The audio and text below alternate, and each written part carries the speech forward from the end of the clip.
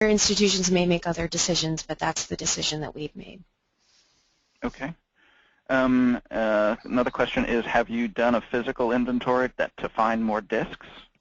No, I haven't done that yet, because we're still sort of catching up with the material we already identified, and I have started to think about how I would search and how I would identify materials. You know, I don't want to go into every single box, because it's unlikely that, you know, our 19th century collections have any discs in them.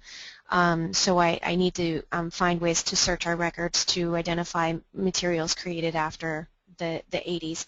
I haven't done it yet. Okay.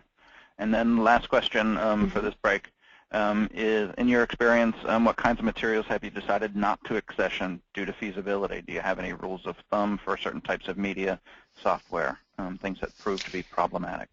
So far there's nothing that we haven't decided to take, because we haven't gotten anything that was too unusual yet.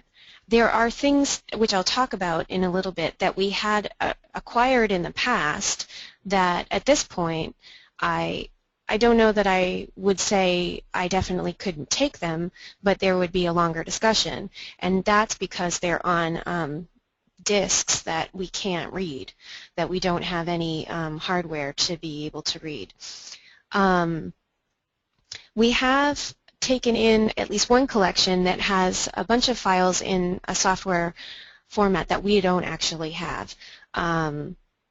So it was architectural drawings, and it has a lot of Vectorworks and CAD drawings, and until very recently we didn't even have the software to render them. That didn't mean that we couldn't take them on, however.